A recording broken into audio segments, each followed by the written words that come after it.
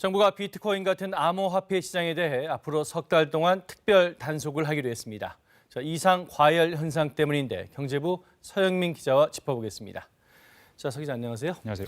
요즘 비트코인 젊은 층은 다 한다 뭐 이런 얘기까지 나올 정도로 인기라고 하던데 네.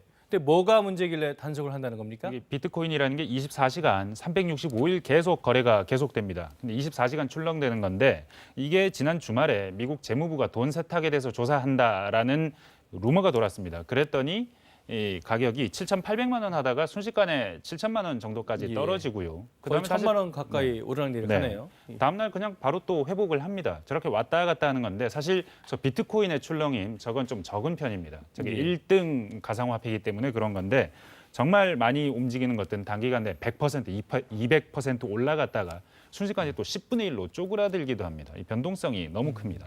근데 변동성도 그렇지만 이 네. 거래 금액이 너무 많다 뭐 이런 얘기도 나오는 것 같습니다. 네, 지난주 목요일 15일 날 그날 가상화폐, 암호화폐 거래 금액이 24조 원입니다. 이게 어느 정도냐면 3월에 평균적으로 하루 코스피 코스닥 거래액을 다 합친 개인 거래액이 19조 원 조금 넘거든요.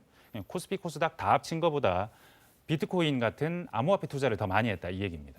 그 거래액이 증시 전체보다 더 많다. 네. 그러니까 과열을 좀 시킬 필요가 있다. 뭐 이런 뜻입니까? 네, 정부는 특히 위법 소지가 있는 부분에 좀 집중하는 것 같습니다. 우선 금융위원회가 자금 세탁 부분 들여다보겠다는 건데요. 평소에 송금 안 하던 사람이 해외 송금을 갑자기 한다. 혹은 쪼개기 송금을 해서 이거 암호화폐 투자하려는 거 아니냐 의심이 된다고 하면 이런 거 보겠다는 건데 경찰, 공정거래위원회까지 다 투입돼가지고요. 그 외에도 암호화폐 불법 다단계나 투자 사기, 거기에다가 불공정 약관 이런 것까지 다 보겠다는 겁니다.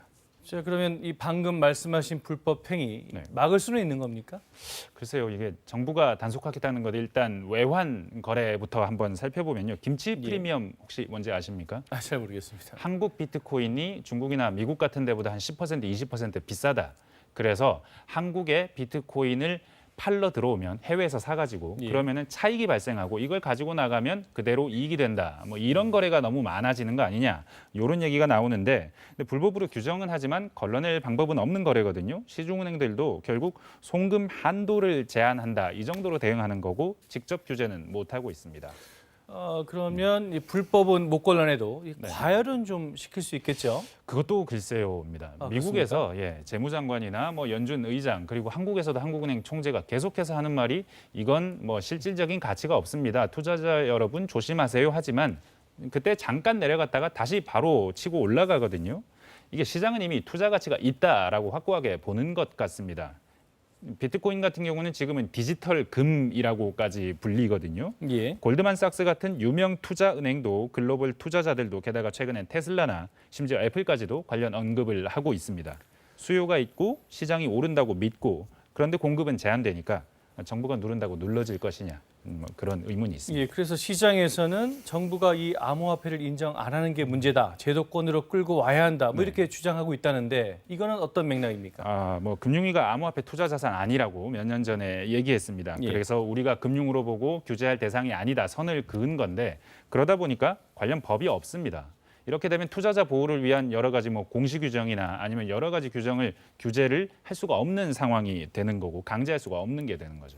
그러면 그 네. 해킹이나 이 피싱 같은 사고가 나도 네. 이 투자자 보호가 안 된다. 뭐 이런 얘기입니까? 맞습니다. 일례로 오늘 저희가 코인원이라는 가상화폐 거래소에서 거래를 한 투자자를 만나보고 왔는데 누가 계정에 무단으로 침입해서 마음대로 예. 거래를 해서 손해를 입혔다는 거거든요. 저희가 이분이 원래 가지고 있던 돈 1억 8천만 원인데 이게 몇 분 만에 30만 원으로 바뀝니다. 그래서 네. 이게 바로 알았대요. 너무 이렇게 급하게 얼마 손해 바뀌어서요. 본 거죠, 그러면? 1억 8천만 원이 아이고, 그대로 손해인 그렇군요. 거죠. 예. 네. 이게 신고부터 꼬이는 게 24시간 거래라고 말씀드렸잖아요. 그러면 이게 이 사기꾼들은 딱 피해가 좀 취약 시간을 노리거든요. 뭐 주말에, 뭐 심야 시간에. 그러면 뭐 고객센터 운영이 안 돼요. 연락할 방법이 없고 또 고객센터가 있다고 해도 콜센터는 없습니다. 그냥 인터넷에 게시판이나 뭐 이런 데 남겨야 나중에 답을 기다리는 구조인데 그 자체도 은행이나 투자회사 같은 경우에 고객 피해 응대가 이럴 수가 없거든요. 뭐 이런 문제도 있고 앞서 말한 피해자 정도 그 상황을 자세히 보면 거래 내역이 한 3, 4분 동안 한 200~300개가 추루루 찍힙니다. 이게 개인이 사람이 한 거래가 아닌 것 같아 보이거든요. 이런 거래 정도는 좀 걸려놔야 되지 않나 하는데 이런 시스템도 좀 부족하지 않나 싶고요. 현실은 또 이런 그 사기 피해 관련 서류를 받아내는 데만도 한참 시간이 걸립니다. 한 일주일 걸렸다고 하거든요. 이분은 제도가 없으면 이렇게 되는 거고 암호화폐를 좀 제도권으로 데리고 들어와서 명확하게 규정하고 규제하고 또 시장이 효율적으로 작동하게 좀 정부가 나서서 좀 돌봐야 되는 거 아니냐 이런 얘기가 나오고 있습니다. 그 제도적 보완이 시급하다 이런 말씀이군요. 오늘 말씀 여기까지 듣겠습니다. 예, 감사합니다. 감사합니다.